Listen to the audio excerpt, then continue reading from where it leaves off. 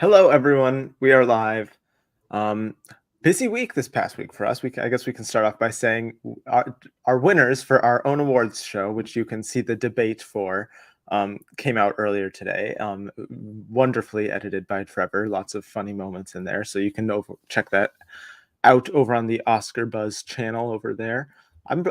I guess we can. Have you seen the winners in the video? Winners. I was very happy with them. I think Yeah, they I was too. us as a group. Above everything, I was just happy that we got to, bring us all together, and that so many of our fans traveled from both channels to watch and attend and share in the conversation. I mean, I'm glad we did it. It was a wonderful experience, and hopefully we'll get to do it again. I think we shall, and I'm very happy with Charles Melton in particular. I think, as everyone already knows, but yes, that was great. Hello to everyone joining us. Yes. Hi. I will also say that, Jack, you might not have won the battle, but you've won the war, because since Sunday or Saturday, I have started rewatching Wonka. So you have that in your cap. It should have been in song. I'm sorry. We could have easily kicked out Quiet Lives or Past Lives' Quiet Eyes song for that. I don't know, because if I was going to pick a song from Wonka, that song is like 42 seconds. Which one would you pick? Well, no, I mean the what's it called when you do it again? What? The reprise, where it's like a whole montage of them singing in the musical, and like he's talking to the guy at the restaurant. It's called a reprise. Yeah. I don't know. I probably would have done A World of Your Own if I was going to pick one song. But my grievance with Wonka, especially as a musical theater fan, was the music. Like, that was where the issues were for me. Like, I just think that there wasn't enough singularity from song to song. But still, I'm on the Timmy train, of course. Getting ready for Dune 2. You get to see Dune. I'm very excited. 4 days until I see Dune. It's crazy. New Challengers trailer dropped today as well. I mean, great week so far for me. I'm thriving right now. So speaking of thriving, I don't know the transition there, but we can talk about it. The BAFTA winners happened. I should get a little where is it? Our little flag background to represent our BAFTAs. Right. The only major award ceremony to have Wonka in play. As they should. And I did a reaction to it, and then I watched it, and I was like, there isn't much going on here, because most of them, the biggest thing was, what was it, honestly? Probably zone and sound was the thing that surprised me the most. But I guess we can talk. I think the big surprises were what zone of interest won sound. This wasn't a huge surprise to me, because I'm predicting it to win the Oscar too, but I think this just helps me even more. American Fiction winning Best Adapted Screenplay, I think, kind of sews up that race. I think it's kind of over if it can win at BAFTA with its only nomination. And that was much, I mean, yeah. What do you think of the winners? Yeah, I mean, other than those two, I mean, Oppenheimer won 8 categories. It won the 8 that we expected to win, including Cillian Murphy, including cinematography and editing, and then of course director, picture, and supporting actor. I think that what's interesting is that, Lily Gladstone not being here pretty much took that category out of a lot of interest for us and our purposes, to see that Emma and Lily Stone v. Gladstone race. SAG will be the big thing for that race. So that'll be interesting. But I do think it cements what we've been saying, which is that I think are you leaning Emma Stone, or are you sticking to Lily? I'm leaning Emma Stone. I've switched over. I forget what we can probably touch on this at some point during the stream. I guess maybe now, our SAG predictions, which we did last week or the week before that. We did them early. I forget who I said in that video. I think I said Lily Gladstone. I think, as Aaron says, I think it's going to be an Emma sweep pretty much. Yeah. At this point is where I'm leaning. Yeah. So I think what you would have as well. I mean, I'm torn because I feel like something is it going to be expected. I think that we have such an interesting race here, and for it to be kind of down the line, all the acting winners the same at every stop on our way to the Oscar, it does seem odd, but also it's happened before, and so it would. Are you still saying Robbie potentially? I don't know, because I do think that Emma Stone doing Emma Stone, because the thing about Emma Stone, and then I found out, and I frankly am shocked at this when I realized she's gotten all 4 of her Oscar nominations for comedies. You know, La La Land is not a traditional drama. Birdman was deemed a That's the comedy, but closest to that's the drama, but yeah. closest. But it's still I would say it's closer to, you know, a dark comedy than something else. And then Favorite and Poor Things. So I think that's maybe what was keeping me away, is that it's such a difficult film, I think, in general. It's not going to be up everybody's alley, and it's not, you know, the typical dramatic role. But yeah, she's wonderful. And every time she gives a speech, people love her. And I think that's helping her. And if they have seeked out Poor Things, if I think it could help her. Again, I was kind of, I'm still teetering. Let's put it this way. I feel more confident, and I'm sorry to say, because I think she's wonderful. I feel more confident in Lily Gladstone not getting it than I do Emma getting it. That's I think my brain is working. So no, I still that makes sense. But I'm starting to think maybe we're just overthinking all of this. It's going to be Murphy and it's going to be Emma Stone the entire way through. I think the acting categories, in my opinion, I think kind of like 2019 is going to be pretty close to a sewn up and pretty predictable once we get to the Oscars, because I think SAG will pretty much be in line with BAFTA, in my opinion. And I think you also, in the actress race, you just look at which film are people more passionate about. And I just don't think, I think people respect Killers of the Flower Moon, but I don't know how passionate a lot of voters are about it. Or I think that there's a lot more passion for Poor Things than there is. Same thing for Irishman. I just think that these movies, they'll get a lot of love when you have to select it as part of a list of 5 or a list of 10, but really giving it the win, I think it makes it a little bit more difficult. And I think Emma Stone, you know, you saw some people being like, does she deserve a second win? You know, she is remarkable, and I think she does something incredible.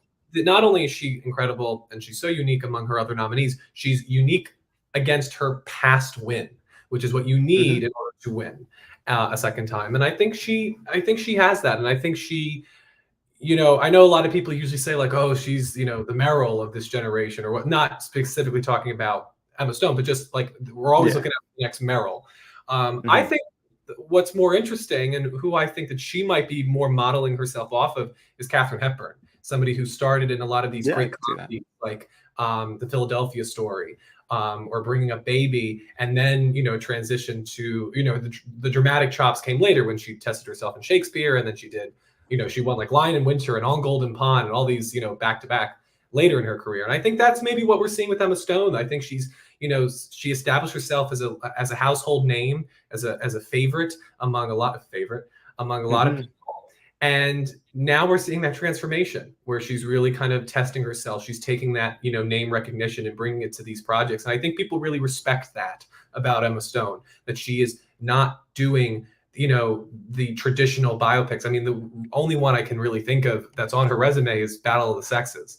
And even then, like, you know, that wasn't the type of movie that, well, first off, it wasn't as big as some of the biopics tend to be, but, you know, it wasn't this type of movie that was, you know, so much about the artifice of who you're playing. I actually found that to be a very vulnerable and moving performance, though I'm sure I'm one of the few people who remember that movie.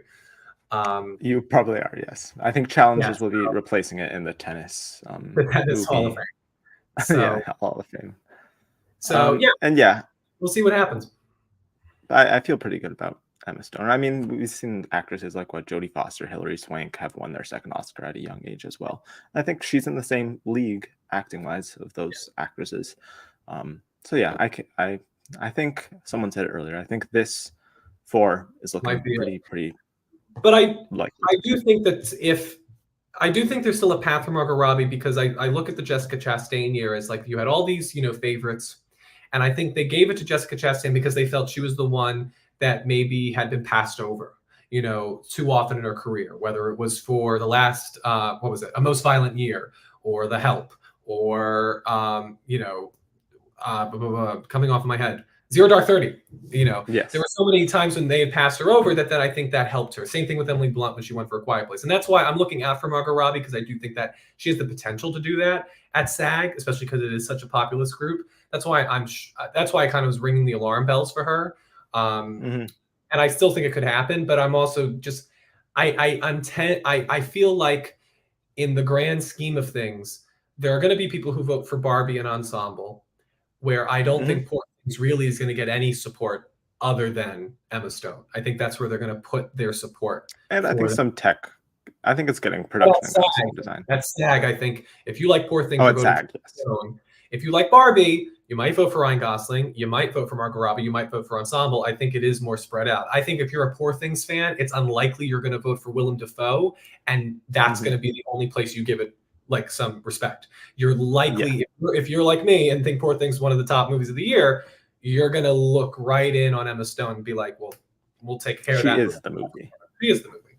So yeah, it's up. But listen, Lily could still win. I know a lot of people are ringing the bells. Could. I really think, unfortunately, even though I love the performance, the only one that really has no chance is Carey Mulligan. But I could see a world where all the other four maybe do make their way up to the stage. I think that's what makes that category the most interesting, even though it might be Emma straight through. I think it is just the simple answer of Emma all the way through, but you can make it like, I mean, obviously Lily has, I think, still the number 2 in the category and has a clear argument surrounding her. I mean, Annette is like very involved in SAG, I think, like in a higher up, like leading position. She's also campaigning super hard if you've seen some of the FYC ads for her lately. And then Robbie, like you said, is in like the big picture content, or not big picture, the big populist film. So and I could see any of them, but I think it's just Emma. I also think, I feel like SAG is more, because of when SAG votes in proximity to the Oscar nominations being released, I do think they tend to be the consolation prize rather than any category. Like we've been talking about adapted screenplay and whether the Barbie omissions help it there. But as we saw with Little Women and Jojo Rabbit in adapted screenplay in 2019, when Greta Gerwig missed out on director that year, like we thought that would help her there, but no, Jojo Rabbit was able to surmount that lead because of the distance between its nominations and the backlash and the wins. So I think that a lot of times it's the SAG Awards voting that will, because it's just so close to when the nominations came out for the Oscars, that's where you'll see the backlash motivate people to award something different than we're expecting. So that's the only other thing I'll say about SAG, and why, again, I am more optimistic about Margot Robbie than maybe you are. Yeah, I mean, I could, like we said, I could see any of those 4, to be honest, winning. Even though I do just think it's going to be Emma at this point, but I think speeches at SAG, as we saw last year, I think Jamie Lee Curtis would not have won, even if she won SAG, but gave like a speech. I think the speech both her and Michelle Yeoh gave right in the middle of voting really pushed them towards the win, I think. I'll fight back a little bit on that, just because I think that, unfortunately, Carrie Condon and Stephanie Hsu were too unknown to win. And I think people, who's the 5th? Angela Bassett was her main competitor, I think. And who was the other one? Hong Chow. Hong Chow, thank you. I think The Whale was not a Best Picture nominee, which I think unfortunately took that one out of, and also it's the Brendan Fraser show. And then down to Angela Bassett versus Jamie Lee Curtis, and not only is Everything Everywhere the Best Picture, won more above the line Oscars than anything else, John Mulaney said it. It's a Marvel movie, and I think that really was what hurt Angela Bassett more than anything else. And then, of course, you can look into the racial element and whether there's a backlash to certain performances and certain characters and certain experiences. But in the end, I do think that regardless of, she could have gave a Joe Pesci style speech when she won SAG, Jamie Lee Curtis, and I still think she probably wins based on the family legacy, based on her recognition. That film was strong too. The film is strong, and the performance, it's a wacko performance that a lot of people hadn't seen before. I know a lot of people don't listen. She wouldn't have been my choice. I probably would have gone Carrie Condon or Angela Bassett. Yes. But I think that, or Michelle Williams, if she had stayed in that category. But I still think that when you're looking at that nominee, if you're an actor, just an actor, and you're looking at that 5, Jamie Lee Curtis is probably the one that made the biggest impression on you. It's the character that you couldn't believe exists, and she pulled it off. Respect her joining on that thing. I have explained that win, that I don't think it comes down solely to a great SAG speech, because the SAGs were on YouTube.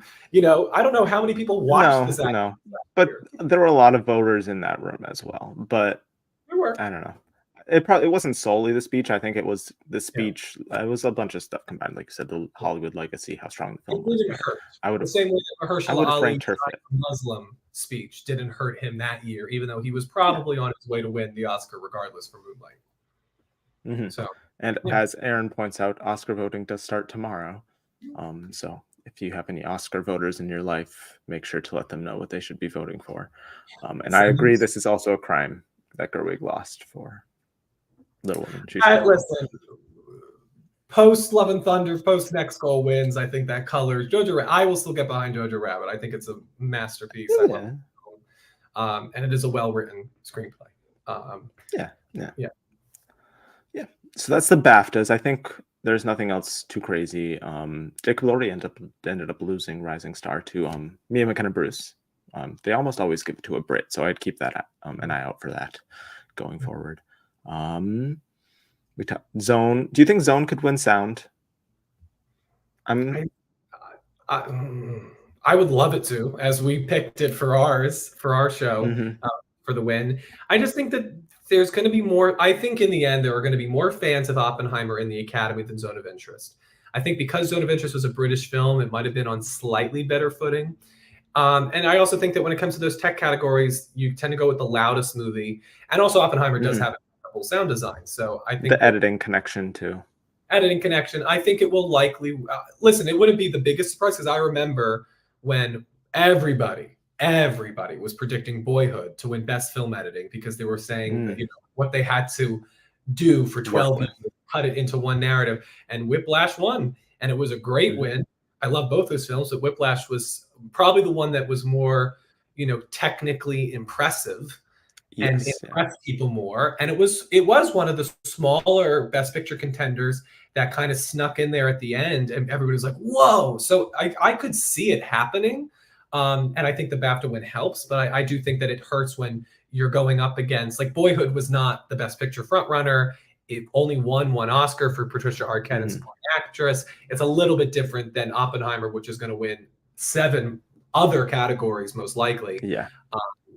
For it to lose sound would be a little surprising, especially because so many elements of the movie are, like, the best moments are the sound design. I want to ask you, because we kind of went right by it. This was a group that surprised us at nominations because they liked The Holdovers, and yet Paul Giamatti doesn't win. What do you think about that? With Cillian winning here, and let's say Paul Giamatti wins SAG, which some people are suspecting. It's possible. Could happen. Where do you go going into the Oscars? What do you think about Cillian Murphy? Does the BAFTA win really help him, or was this expected in your mind? I'm going with Cillian no matter what, even if Paul wins at SAG. I expect Cillian to sweep. I think he's going to win SAG, but I could see Paul end up winning there. But I just think he is Oppenheimer. He's the face of the entire film.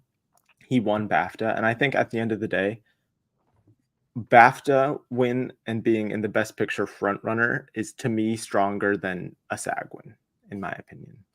But I don't know. It could be a race. Right now, I think it's just going to be a Cillian sweep.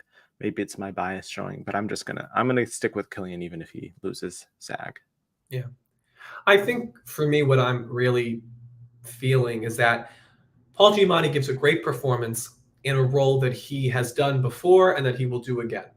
Where I think people, are looking at the Cillian Murphy performance and really feeling this is a singular type of performance that needs to be honored this year.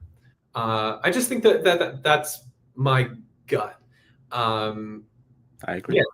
So I think, and listen, he's been freaking charming every step of the way. I mean, he really is like the perfect campaigner for this. All 3 of them, Blunt and Downey. They're all great. Yeah. Really been helping. I hope they take Emily out to get drinks after this. Yes, I think when they win SAG Ensemble, which I think they will, I think they're going to let Emily give the speech like they did at what was it, Critics' Choice. That would be nice. That would be really nice. Yeah. I mean, I was rewatching The Devil Wears Prada. She is so good. She should have been nominated for that. She should have. She's so good in so much. I mean, Sicario, she should have been nominated for. I mean, it's indefensible that this is her first nomination, but as I will always be behind, it's a worthy one. So I'm very happy for her. And yes, I choose to forget this just because it doesn't help. But yeah, I don't take. Lots of people do. I don't take Critics' Choice as seriously as other people do. But I mean, it's definitely still a precursor that has gone in Giamatti's favor. But I think as we see even in the Gold Derby odds and stuff, a lot of the critics seem to be really behind Giamatti over very confidently behind Giamatti over Cillian, which I just don't get. And I think that's a very different group than Oscar voters, which we've only seen one voting body that has overlap with Oscar voters vote for a winner at this point, which is BAFTAs, and they went for Cillian. then the other Also, one will be SAG. I remember there was that run where Natalie Portman for Jackie won the Critics' Choice. Then a year later, was it a year later? No, it was. I'm losing track of time. Which Oh one? no, sorry. Then 2018, I believe Christian Bale won for Vice, and then it was a tie between Glenn Close and Lady Gaga. So, Critics' Choice. Neither of them won. I would honestly put Critics' Choice as far as influence under the Golden Globes, because I think at least the Golden Globes, it's like colloquially known as like the Oscar audition. I think more celebrities show up to that. Yeah, so it has more influence. And there's just as much overlap between the Academy and the Critics' Choice as the Academy and the Golden Globes. So yeah, I think Paul Giamatti winning there, I would not put too much stock in as far as like BAFTA versus Critics' Choice. But I'd be, as I said, Giamatti has given, I think especially his Critics' Choice speech was really good. So was his Globe speech. But I forget which one he shouted out teachers in, and then talked about his dad. That speech was really good. So I'd be happy with either. Both great performances. I just personally think that it's as pundits are really pushing for Giamatti, I think it's personally Cillian in a cakewalk. Is there any other category at BAFTAs that we missed that was a big surprise? What do you think about visual effects right now, since Poor Things won here? I still think it's Napoleon. This might be the single hardest category to predict, I think. It's not that it's hard, because your logic is sound, that it's the only one with a production design nomination. That tends to be a good precursor. But I don't want it to be Best Picture. Yeah. If the creator wins VES, then I could consider the creator. But who's watching? Like, you got to think. Napoleon made more money than Godzilla and the creator combined. So the Godzilla, at least people are aware of. I think Godzilla has and there's a good narrative. There's a good narrative, and I think Godzilla is above the creator. I'd put the creator above Guardians, and it's definitely above Mission Impossible. So then it's Napoleon or Godzilla. I mean, I don't know, because I think also is going to do it. Napoleon was likely what? It was likely the number 5 in production design, right? Oh yeah. All right, so maybe let's put it this way: if Napoleon wins, I would not be surprised. I am going to get behind Godzilla, because I do think that is the one where there's real achievement there, and people are actually talking about the movie solely for that reason. Like, there's actually a campaign. Like, when have we ever seen that sort of story come out of visual effects? So I will stick behind Godzilla, and I will admit, partly because I do not want to say Academy Award winning Napoleon. I'd rank Godzilla third, to be honest, because at least the creator also has a sound nomination, which is pretty consistent also with production design, as if you get one of those, you're stronger in visual effects. I just think Napoleon has the strongest, at least statistics behind it. If we're talking like passion and just going off vibes, then I could understand Godzilla. And sometimes you have to pick between your heart and your brain, and I know it's not consistent sometimes, which ends up happening in your heart. Guilds happen yet? No, that's VES. So we'll have to see what wins there. I think it's going to be the creator, but it could be something else. We'll see. It could just be Oppenheimer. Who knows? And I agree with this. Sandra Hüller is my favorite singular performance of this entire past year. But she did win a major award. She won our award, so she got that at least. But yeah, I think that's pretty much it for BAFTAs. I can't think of anything else. So I think we're good. Let us move on. Here comes the real challenge. Let us rank our we've now seen, now the Zone of Interest has hit digital. At least I was the one holding us back, because I hadn't seen it. We've now both seen it. Yeah, you've seen it twice. I wish I could technically see it twice. I own it. But we've now both seen all 10 Best Picture nominees. And I would just say, before we get into our individual rankings, I think this is one of the strongest Best Picture list of Best Picture films I've seen since I've been following the Oscars. I think it's stronger than even 2019, because there are some movies I don't like in that list. So I just want to say, like, 90% of these movies are really good. Emphasis on 90% of these movies. So don't take the rankings too seriously. I like to love. I love most of these films, so don't be too offended by any of them. And I'm sure the same goes for you. I think this might be the strongest since 2016/17, in my opinion. I think that was also a really strong lineup. Yeah, I think that it is very strong, and it's just crazy. Like, to me, and we can get in the conversation. When Scorsese is your least favorite film in a year, shows how good the year is. Should we jump to your number 10? Yes. Okay. Should we do? So how are we doing this? Do we have to agree? Let's do it like we did. Let's do it like we did our top 10 of the year list, where we both do our 10s, then our 9s, then our 8s. I think that's probably the best way to do it. Okay. So then, yes, my 10 is. You've revealed your 10. Yes. Killers of the Flower Moon. I think it's a fine film, but I have some issues with its perspective and its pacing. I also think that as an adaptation, it really deflates a lot of the tension of that story. And yeah, I just think that out of the other nominees, I just think they're all doing something more interesting or more authentic or more engaging. And so for me, Killers is at number 10. Though again, it's not. It's a good movie, and I know I'm in the minority thinking it's just a good movie and not a fantastic movie. Yes, yes. I will talk about Killers of the Flower Moon soon-ish. Also, I don't know if this is for me or you. Please let us know if there's any sound issues. I think it's fine right now, but please feel free to let us know in the live chat. My number 10, where is it?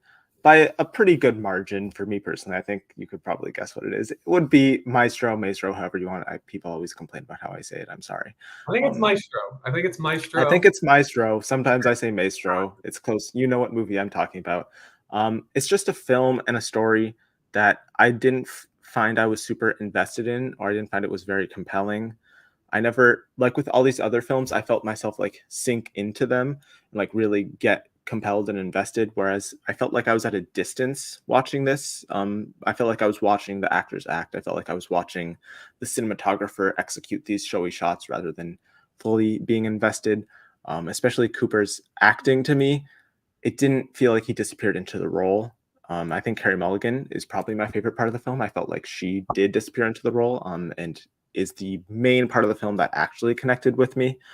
I like that he chose to focus this biopic style film in a different way. He chose to focus it more on their marriage rather than Bernstein's work and his career, which was refreshing. But I think he still falls victim to the same thing that the same like film structure that a lot of biopics do have, in jumping from one important moment to another important moment just with a relationship rather than a career, without much purpose or aim. It kind of just felt like scenes stitched together, and some of the scenes are great, but it felt a little aimless to me. And at the end of the day, I couldn't really connect to it. And I connected with all of these other films more to a different extent. So yeah, that is why I would have Maestro at number 10, or Maestro. I'm sorry, Maestro. I'm sure you'll be talking about it. I don't know where this has ranked for you at a distance, so we'll have to see. But your number 9. My number 9 is a film that I have seen twice, that I think it really achieves the themes that it sets out to interrogate, and that is American Fiction. We share the same number 9, so we can talk about it at the same time.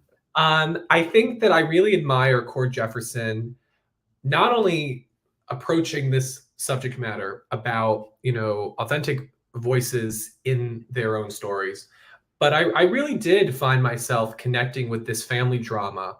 I think that many of us didn't expect that to be such a focal point of the story, but I think what's so great about it is it kind of proves the thesis of the film, because that is the movie that Jeffrey Wright is saying we don't see enough stories of in the film. So yeah, I think that it's a really succinct story at depicting a lot of the problems within a storytelling industry and their blind spots to certain people's lived experiences. I think the performances are really good. I mean, Tracee Ellis Ross comes in for like a couple of scenes. She was great. She's really, everybody's doing what they need to do. Leslie Uggams is one of her best roles in years. Jeffrey Wright is fantastic. I mean, just even like the day players, the extras that come in for like one scene. I mean, the comedy is so full of truth, and that's when comedy is at its best.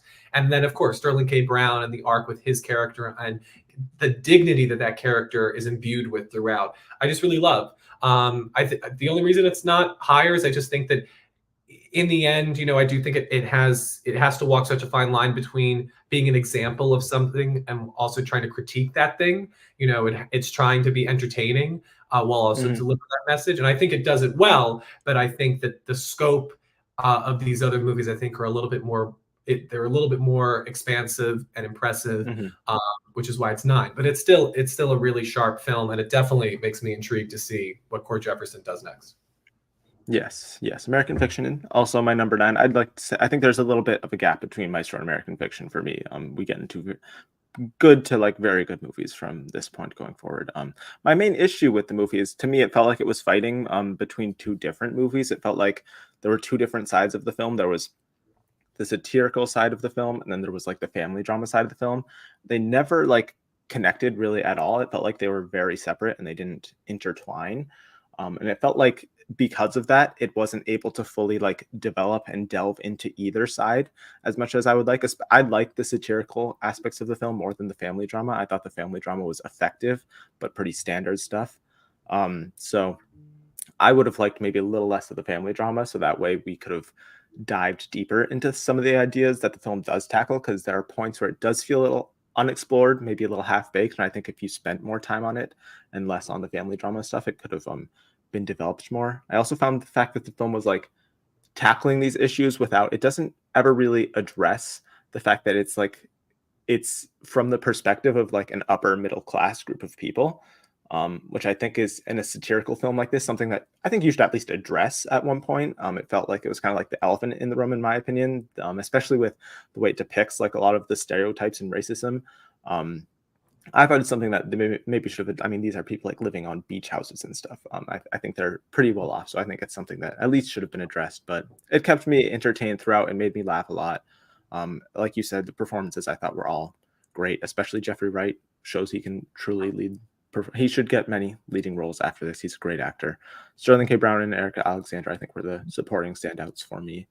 So yeah, good performances, funny. I just think it should have picked one of the sides, and that way it could have delved, ideally the satirical side, and delved deeper into that. But I still very much enjoyed it. So that is my number 9. Now we are moving on to number 8. That's where it gets tough. It gets very tough after. Well, not for me. After number 8, it gets tough.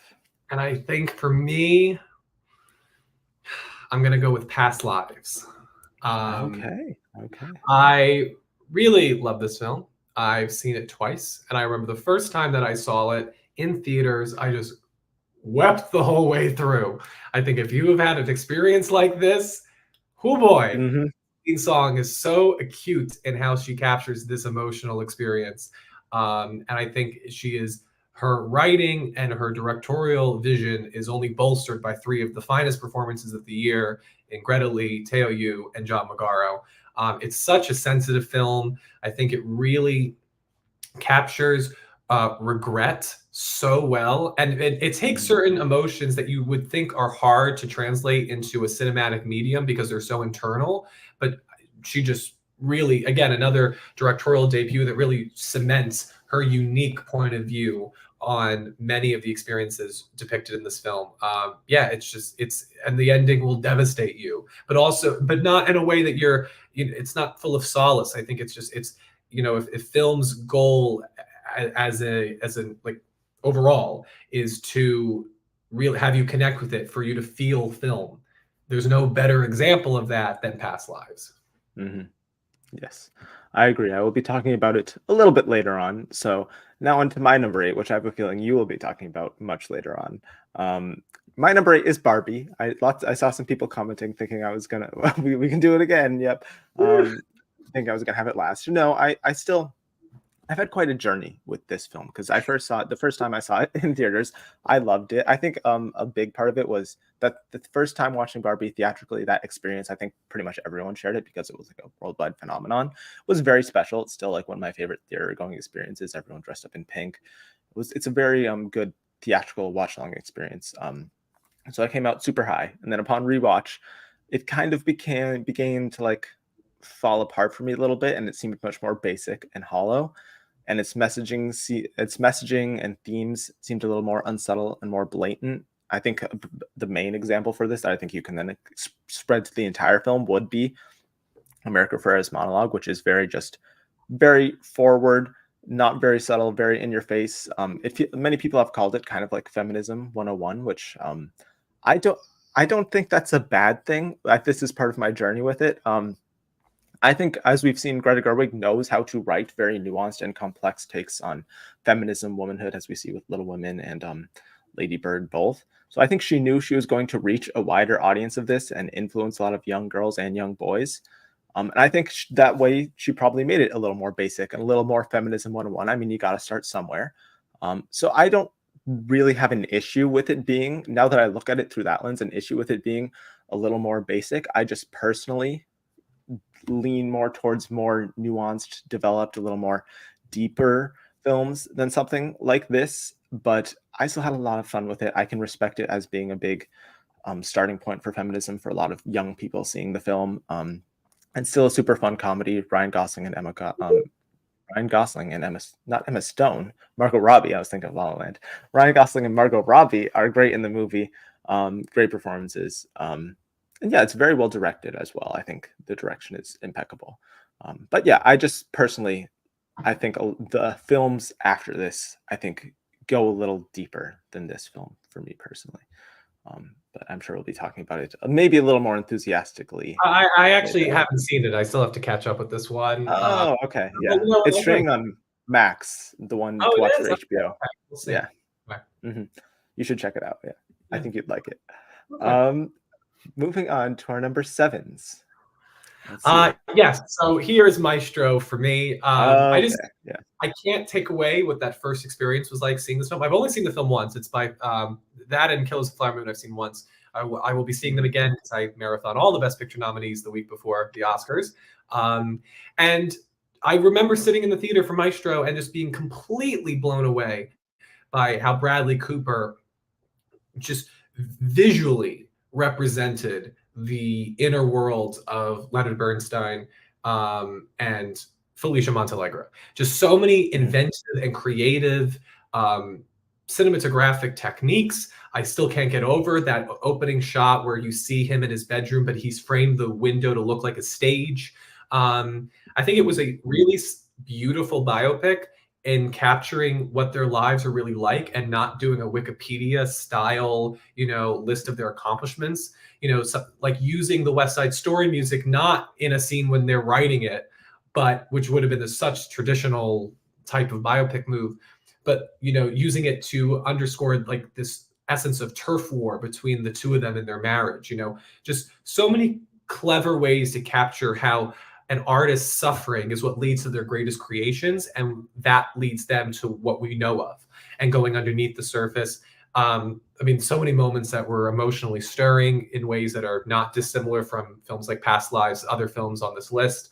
I just think it's a beautiful, haunting, tragic love story, and it's a story about two people who understood each other, I think, more than even they might have loved each other. Like, their love was founded in their recognition of each other as people, and it's such a specific relationship, and I think he did, and Mulligan, they just absolutely nailed it. I agree with you. I do think I saw Bradley Cooper throughout the movie.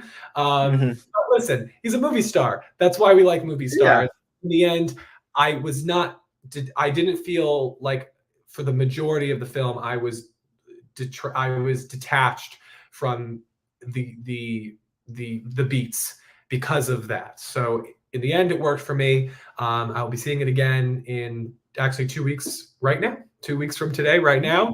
And I'm looking forward to that rewatch. Yes. My number 7, we share our number 7s and our number 10s. My number 7 is Killers of the Flower Moon. This is a film, I still have issues with it. I think you agree with this. I would have liked a lot more of Lily Gladstone's perspective on the film. I think that would have made it more interesting. But I do just still think that it's still so deeply like impactful, especially that final scene, that final radio play, that final line of like the murders weren't, I forget the exact wording, but like the murder wasn't mentioned in her obituary. Um, it's just deeply searing and effective. The performances are all great. I mean, obviously Lily Gladstone is the standout. The fact that she like steals the scene every time she's on the screen. Your eyes are constantly always drawn to her. Um, Robert De Niro, probably his best performance in years. I think this is even better than The Irishman as well. The double two-faced side of the character, it's just really good work. I mean, Leo's also good. I don't think it's, some people have said like it's his best work. I think he's number 3 of these top 3. And then all of the supporting cast ensemble characters, for some reason not nominated for SAG Ensemble. Also all great in the film. And it's maybe a little too long, but it is an epic and it's trying to tell this story the best way. I think Scorsese really does the best he can at trying to tell this story from a perspective that he is able to, while also addressing the fact that he can't completely do the story justice because of the lens, the angle, the perspective that he has in life. But I don't think, unfortunately, that there are a lot of Osage or Native American indigenous filmmakers out there to tell this story. So the fact that he is still using his power and his weight to shine a light on a tragedy like this, which doesn't get taught nearly enough, I think is still very important. And yeah, I just found it very emotional, affecting. I had some issues with it, but at the end of the day, I mean, it's another great Scorsese movie. So that is number 7 for me.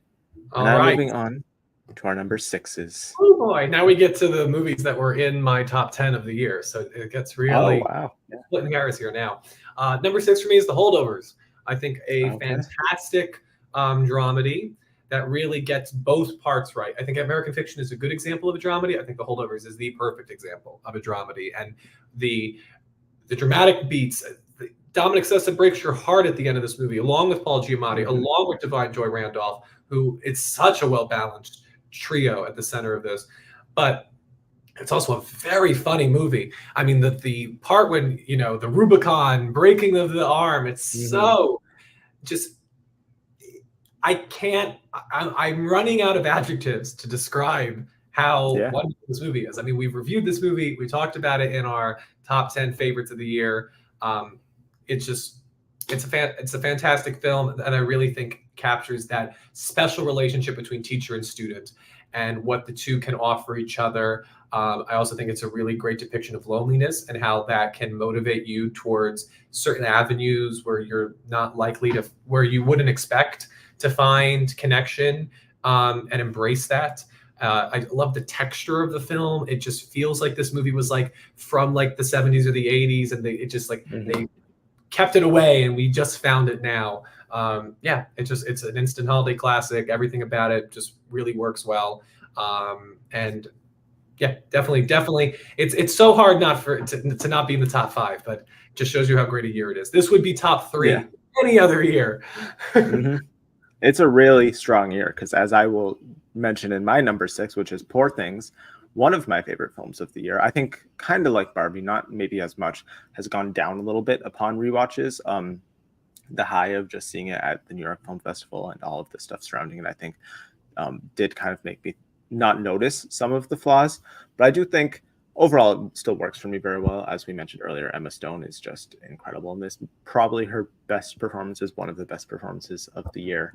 Mark Ruffalo also great. Same with Willem Dafoe. All the performances are very good, but it is obviously Emma Stone's show. The technical elements, the cinematography, the production design, the direction from Yorgos. I mean, it's all probably the best I've seen this year, at least in some of those categories like production design and costume design. It just creates, in my opinion, the most original and distinct and unique worlds like you haven't quite seen. It's a mix of a lot of things you've seen before in a way that you haven't seen something quite like this. And my issues come with the third act. I think the third act goes on a little too long. I think it could have been cut down. I think there's some repetitive stuff there that you could have cut that I don't think would have impacted Bella's journey throughout the film as much as I just don't think you needed some of the scenes. I think they were a little repetitive. And I do think, as we've talked about before, there's a little bit of a switch up you think the movie's about to end, and then a whole new element gets added to the plot that I think it maybe should have been at least teased a little bit beforehand, so it doesn't come nearly as much out of nowhere. And I think it threw me off a little bit. I understand why it's necessary for Bella and her character's journey. It just did throw me off, and I think messed a little bit with the just emotional reaction you have to the pacing of the film. I still love it overall. I think Bella Baxter is probably the best original character in film this year. Probably, she's just great. And yeah, I still love it, but I have a few. I have a few issues with it, which is why it ranks right here. But I still love it.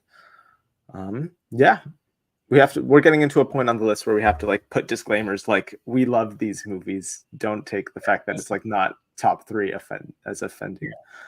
And now we're also going to the movies that we've talked about ad nauseum because I mean, whether in our awards video, top 10 review, this is probably the 4th. You know our thoughts on a lot of these. Yeah. So I'm going to make this quick. My number 5 is Anatomy of a Fall. I love this movie. I think it is such a sharp account of women in the justice system. How do you determine truth when there is none, and the different facets of truth when it gets intersected with emotion. I think Sandra Hüller, Milo Machado-Graner, just everybody, the acting is flawless. Justin Trier, just the blocking is so well done in conjunction with the editing. And I think that she takes something that could have felt very stale. It could have felt very monotonous, and it is riveting from start to finish. Every single human, dog, every single part of this movie just works fully. And yeah, it's I cannot believe it's number 5, but it's a great film. It's a masterpiece. It is. Okay, my number 5. Where did it go? We just talked about it a second ago. The Holdovers. I think there are I think Poor Things maybe craft-wise is like maybe more impressive to me, but there's just something about Holdovers. Like it's not breaking any new ground. It's not anything revolutionary, but there's just something about it, like the vibes of it, that I just deeply connect to. I think it's just it's cozy. Like I know Alexander Payne doesn't like people calling it cozy for some reason, but sorry, I do find it cozy. I still, even though it has that like heartwarming feeling, I still think it's one of the better recent depictions, especially in Divine Joy Randolph's character, of grief in particular. Like you have to move on in life. You don't just get to sit there and wallow. And it's very like subtle. It's not like you're always like breaking down and stuff. There are moments where it does come through, and you do like have a moment like that, as we see in the film, but it's not like you're constantly like crying and having like a whole breakdown and all of that.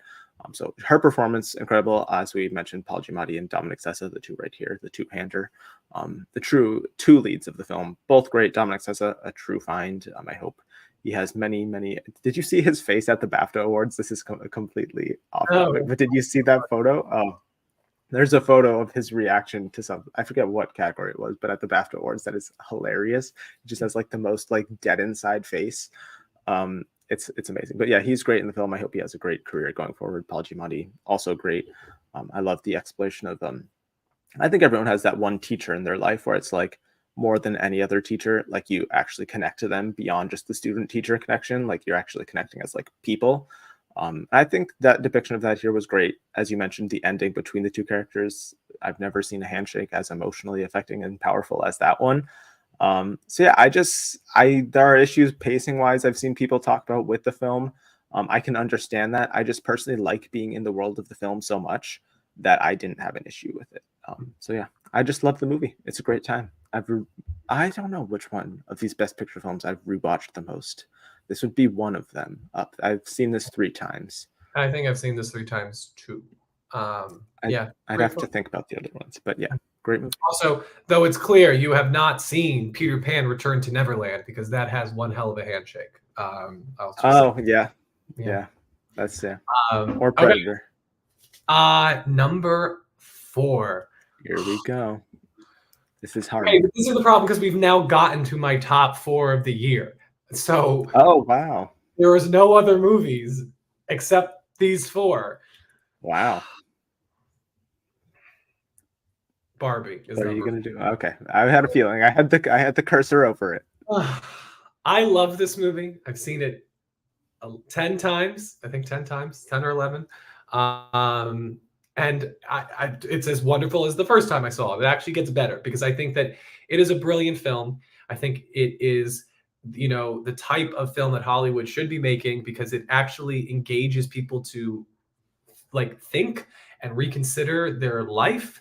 It was an incredibly emotional experience and narrative as you're taking this coming of age story and you're applying it to this magical, fantastical. I think I described it as like it's one of the most fantastical worlds created for films since something like Black Panther or Harry Potter. Mm.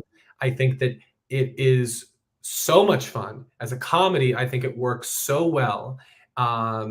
It is so that listen, the America Ferrera monologue is so well done because it captures exactly what the movie's about. And I love that Greta Gerwig and Noah Baumbach and Margot Robbie and everybody knew that this movie had something to say and always put that in the foreground.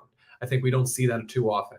And I love that about it. I also think that what was I made for? I mean, as somebody who loves musicals, it's almost like a subversive musical in many ways, or a revisionist musical.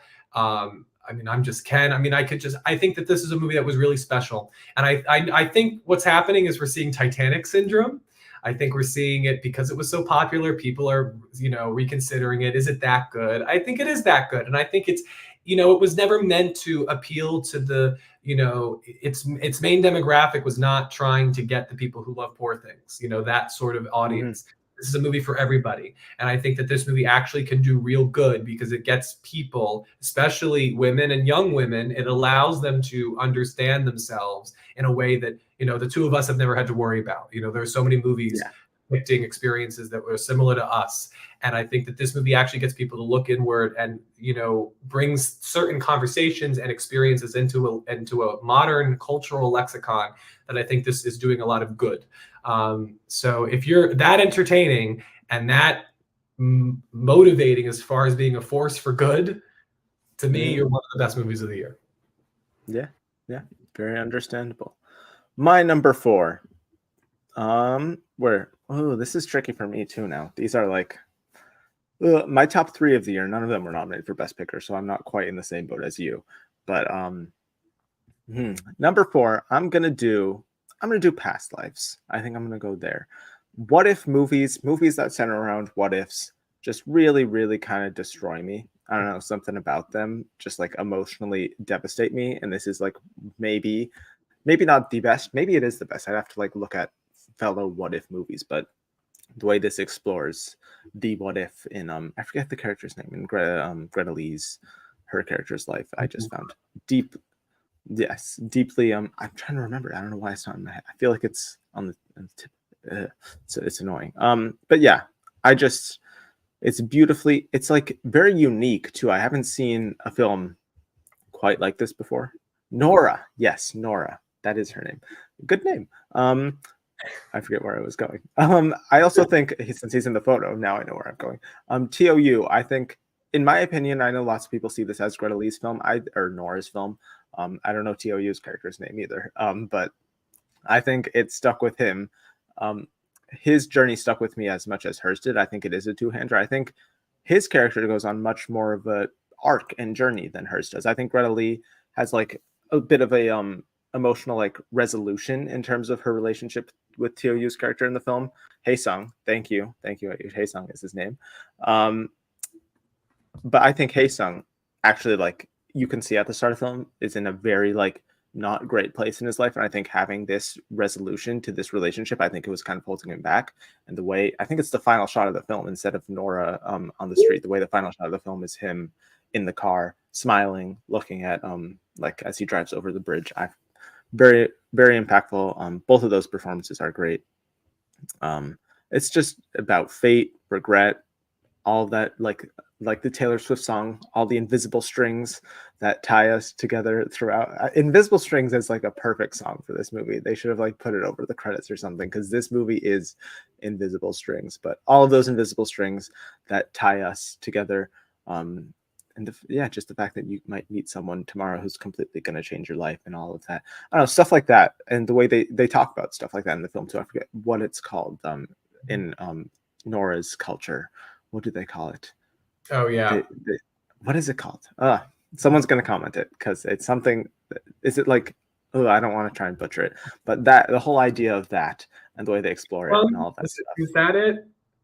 Inyan or something? I'll look it up. Inyan, yes, it is definitely Inyan. Yeah.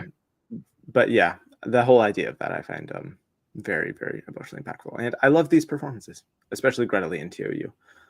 Very subtle work, yes, Inyan. Very subtle work, but I mean that final breakdown scene is just, if you don't cry, I don't know what you're doing. But yeah. Yeah, and it's something I think even more than any other film on this list that I think every single person who watches it in their own way can relate to and be affected by, because everyone, no matter where you are in life, unless you're like a child, you have what ifs, and you have those like different paths you could have taken in life, and you think about them often, I'm sure. So I think, yeah, I love it. It's my number 4. It's insane that it's my number 4, but as we said, wouldn't say that was my number 7. It's a great movie. Yeah, it is a great movie. Yeah. Okay, we're getting into the golden trio here. Number 3s. Yeah, for me, it's Poor Things. I think, listen, it's a remarkable expression of the gender experience. I think that to see Emma Stone age 35 years in 2 hours is one of the most remarkable acting feats I think I've ever seen. It is a deeply comical film, but also one that holds such existential truths. I think the world that Yorgos Lanthimos creates is so unique. The fisheye lens, the black and white to color, the extravagant production and costume designs, the detail and specificity in every single part of Bella's life. I think it's a unique coming of age story, and one that I am going to be revisiting, I think, time and time again, because there are so many instances where I felt like Yorgos was rewriting film form with this film. Similar to Origin, which I wish could have made this list. But yeah, I am really, every time I see this movie, I love it more. I think it's an impeccable ensemble cast that really managed the range of this film. And I will just say, if Emma wins that Oscar and I'm an actress in Hollywood, go to Yorgos, because if you're on his wavelength, man, you're one hell of a role. I think this is another director actor pairing we're going to be seeing. And she just signed up for that Captain Planet movie he's doing or whatever. So I think they're going to be working. They're the new like De Niro, Scorsese or whatever, Gerwig and Ronan. I think they're a new duo there. Okay, my number 3. I think these top 3 are all very close to me. I think I'm going to go. I think I might surprise you, because I think I know what you think I think, but I think I might surprise you with what I think. Maybe not. I'm going to say The Zone of Interest. Book? Yeah, that's a Dr. Seuss book. The Zone of Interest, the most recent watch of these for me. I just saw it yesterday. Wow, this movie is like just going to completely destroy you. I think it is the single, I mean, I've seen plenty of horror movies this past year. It is the single most terrifying film of last year. Most terrifying film I've seen in a long time. Or just the way, or anytime. Honestly, it's like, we were talking about subtle with Barbie, but the subtlety of this film, I love. It just speaks to me on like a much deeper level than I think maybe any other film here. It's obviously, I think, the most experimental film here. It's just the disturbing nature and aspects of human beings and the stuff that we are willing to do. And Mika Levi's score is just haunting. I don't even know if you can listen to it outside of the film. I've heard some people say maybe you can. I don't want to listen to it personally. Listening to it is just going to put me in a deeply like unpleasant place. I mean, I just saw this yesterday. It's still like I can't get it off of my mind. I don't want to spoil anything because it is just recently on VOD. But the way they frame a lot of, I'll just say like the greenhouse scene. I was surprised we didn't have that in one of our best scenes of the year. The framing and the choice of that scene. Obviously, we did have in the best scenes of the year the flower scene, the dissolve, all of that. I don't even, it's one of those films that it's hard to have, at least for me, this soon after seeing it. I'd probably have to rewatch it and then let it marinate within me more for a long time, because I know you've, at least from the first time you've seen it, you've had a bit of a journey with it. I've been on a journey. You've been on, like my journey with Barbie, you've been on a journey with it. But yeah, I think I need a little more time for it to marinate with me. But I know it could honestly it could become my number one the more I sit on it, just because it is something else. It's more than any other film here, unlike anything I've seen before in film in general, period, is the one film on this list that they're going to be teaching in classes going forward, for sure, in my opinion. Um, just stunning work on every level. I didn't even mention the acting. Sandra Hüller in particular, just what an actress. Can we just get her like every role ever? Because wow, she's I just, I heard don't know. she's been cast as the new lead in Thunderbolts. No, I'm kidding. No, no, I don't mean that. I don't mean that at all. Can we get her in, like, I don't know, not that, not any franchises, all the dramas going forward, How about opposite Wonka Kate too? Blanchett. How about Wonka too? I'll take Wonka too. A nice little, I mean, Olivia Colman's in Wonka, so I think Wonka attracts talented actors, obviously. But yeah, this movie is just insane Yeah. insane in a good way in terms of how great it is and how impeccably made it is, but also insane in a way that it just is going to absolutely destroy you. And so I once again, I don't know if you probably have better words for it since Oh, you've marinated on it longer than me, just because I'm your still words are speechless. wonderful. Your words are wonderful. But all of I'm those reasons guessing, that is why it's my number two. yes, we Um, can transition.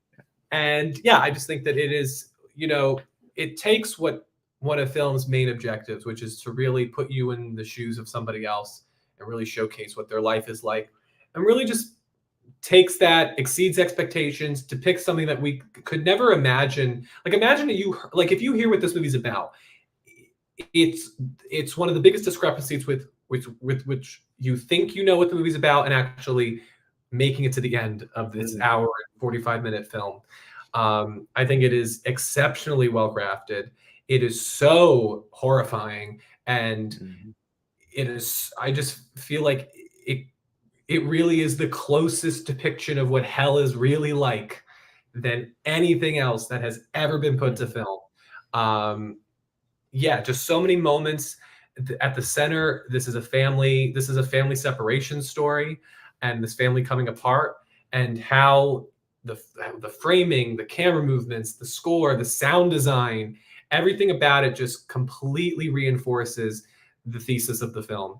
And yeah, it's weird. I don't want to say that I loved it because it's a weird word to say. Yeah.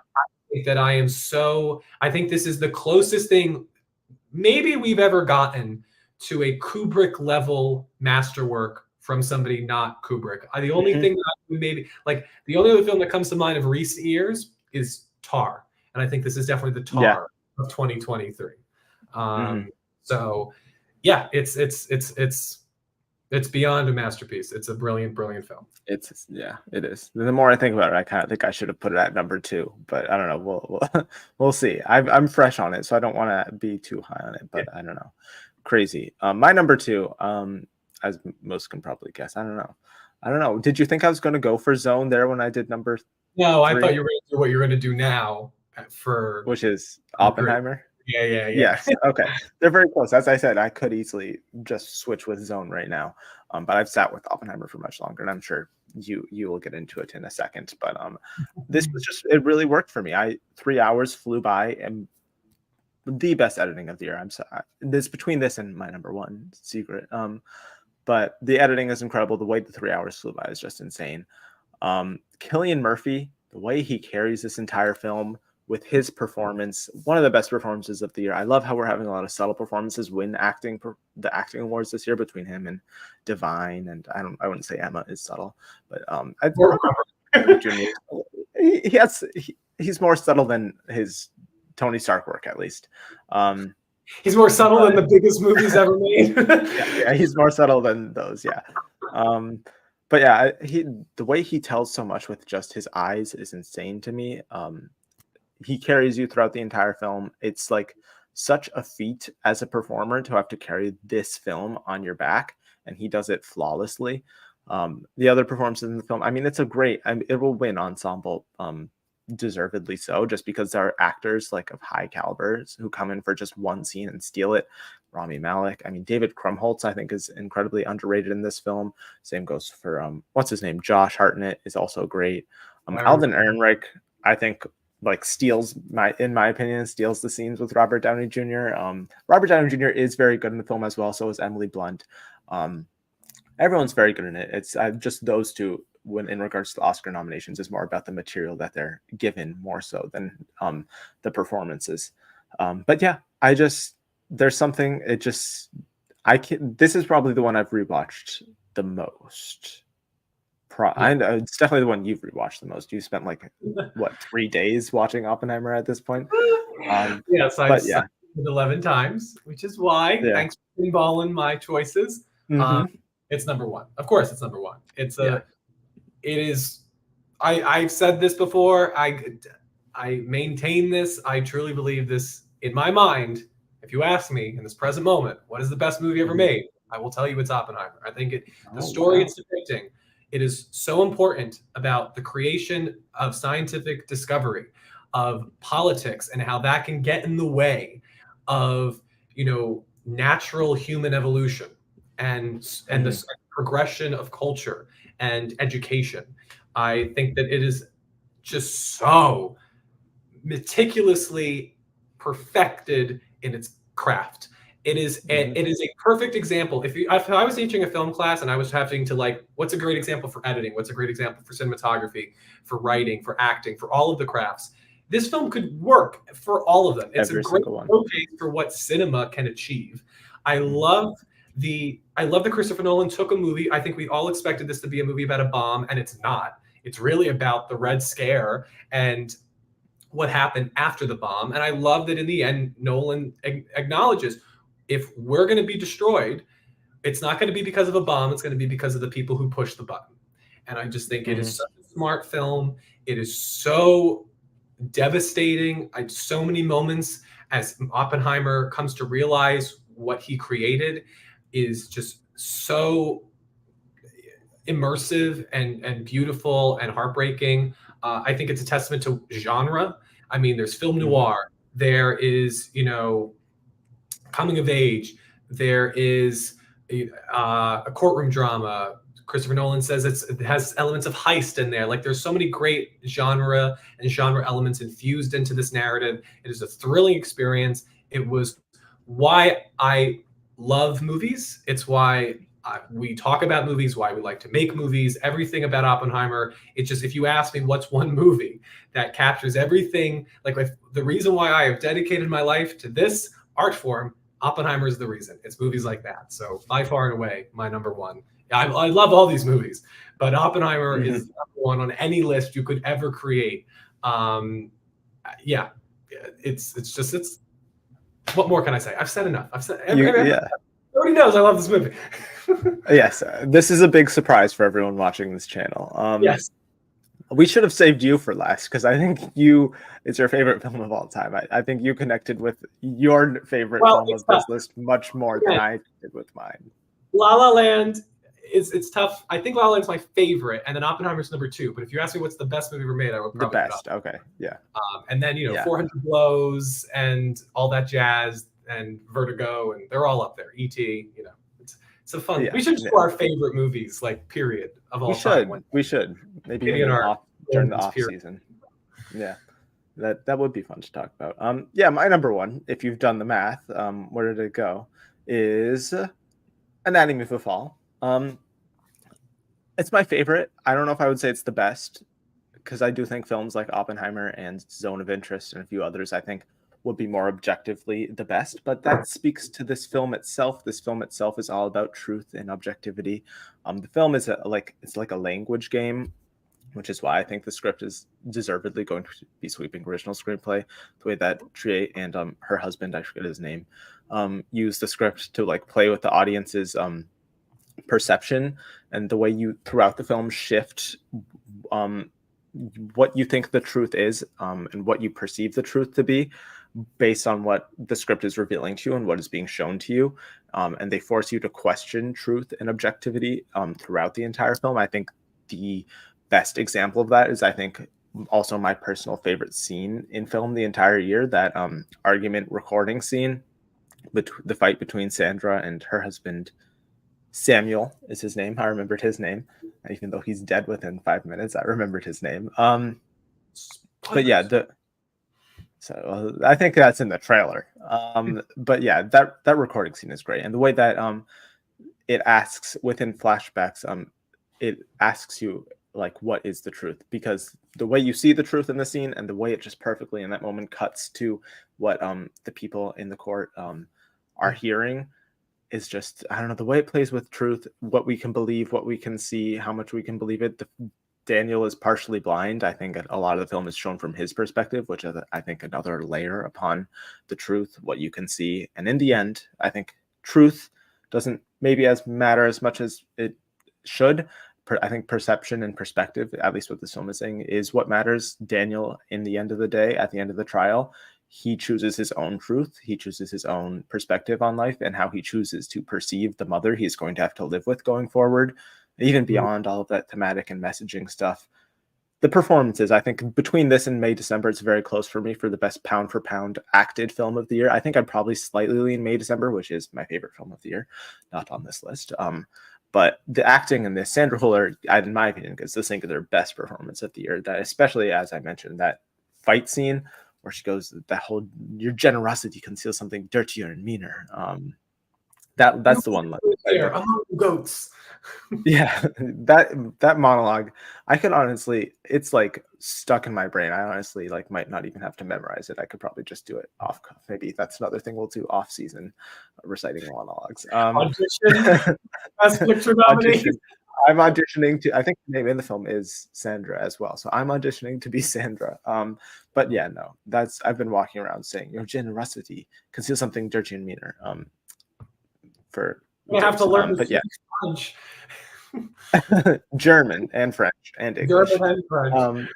Yeah, but yeah, at the end, obviously Milo Machado-Graner, maybe the best singular child performance I've seen. I'd have to think about it, but he's incredible. He's up there. And the dog, Messi, definitely the best dog performance I've seen. And I mean, the lawyers as well are also great. So yeah, I just love the film. I think performances in particular, the acting is something, as we made December my favorite film of the year. I think the best acted film of the year is, I think, the main lens, the main way through the actors I connect with films. And this, at least of the Best Picture nominees, I think is the acting masterclass of them all. So yeah, it is, in my opinion, I agree, it's a masterpiece, including the dog, the Palm Dog winner. Messi, I think, as we saw last year with like Tom Cruise at the Luncheon, or the cast of Parasite, or the cast of Coda, Messi is the true star of this season. Messi should play the entity in Mission Impossible: Dead Reckoning Part 2. He should. Right? He should. Right. Yes. Yeah. Mm-hmm. Should we come up with a consensus list before we finish off this episode? Yeah. How would we do that math-wise? All right. So I think, well, Killers and Maestro definitely are 10 and 9. We just have to agree on which position. I would do Maestro last, but well, I know you would do Maestro last. That's evident from the ranking. The question is, do you? I think the only way we can do this is, do I like Killers less? Do I like Killers? This is a weird way to phrase it. Does my dissatisfaction with Killers, is that a greater distance between the dissatisfaction you have with Maestro? Does that make sense? Like if you like Maestro, if you like Maestro more than I like Killers, I think you probably like Killers more than I like Maestro, but I don't know. Okay. How much do you not like Killers? I think we can what rating did you give Killers? I don't rate movies, so I don't. Oh, you don't? I forgot about that. Yeah. Sorry. So I don't. But I'll give you. I think in the end, as much as I like Maestro, I think Killers of the Flower Moon is a. It's saying it's an important story, and even if it's a flawed messenger, I think Scorsese's heart is in the right place, and Lily Gladstone is great. So I will put Killers at 9, and Maestro at 10. Then I think American Fiction at 8. Yeah, because that was combined. We could put that last, maybe. Really? If it, like, combined 9 versus like a 10 and 7, 10 and 7. Yeah, Because 10 and 7 averaged out is what, all right. 8.5 versus Do you 9. okay? You want to do that? I think that makes sense. Yeah, Okay, I let's do feel that. like yeah. American fiction. Um, Sorry. this is just your way to get killers higher on the list. Yes. Well, All I right. also got Maestro higher. So All right. So now we reach an impasse because I think we're up to Barbie on your list, and Barbie's Barbie is obviously my number higher. 8. Yes. I have a feeling that I think Barbie and Past Lives are in similar place when you put the two of us together. So What, you put Barbie at 4? I put Barbie at 8. You put Past Lives at what? 7. And I And put what that is at it? 4. All right. So then Barbie Past Lives Barbie is the next. Past Lives. Okay. Okay. And then is it Poor Things? I put Poor Things at 3, and I think you Poor put it at Things is 6. my 6. Yes. Okay. Which means that Holdovers, which I have at 6, and you have at 5. 5. Ooh, so maybe So Holdovers would be above, like lower would on the Holdovers list, I be think. above? Because Poor Things, my Poor Things is higher than either one of Yeah, our. I think Poor Things would be higher than Holdovers. Okay, so right now we have American Fiction, Maestro, Killers, Barbie, Past Lives, Holdovers, Poor Things. So now this is where it gets tricky. Anatomy was my 5. So even though it's your That's my 1, I number think it 1. has to be our 3. Zone is our That's 2, fine. Top and then 3 is cool with me. our 1. Yeah. Okay. Yeah. All right. So then our collective, if we were filling out a collective preferential ballot, it would be number 10, American Fiction, 9, Maestro, 8, Killers of the Flower Moon, 7, Barbie, 6, Past Lives, 5, The Holdovers, 4, Poor Things, 3, Anatomy of a Fall, 2, The Zone of Interest, and 1 is Oppenheimer. I don't know how the hell I got that to be number 1. Well, it was my number 2. So, but That's yeah, true. or 3. It is Either way, it would surprising. have been. Yeah. I'm not sure if that lines up if you did the math, but we did a Christopher Nolan approach of feeling rather than logic. We just went. Yeah, and I will say, to answer the pranks and cats, to answer your question, Oh yes.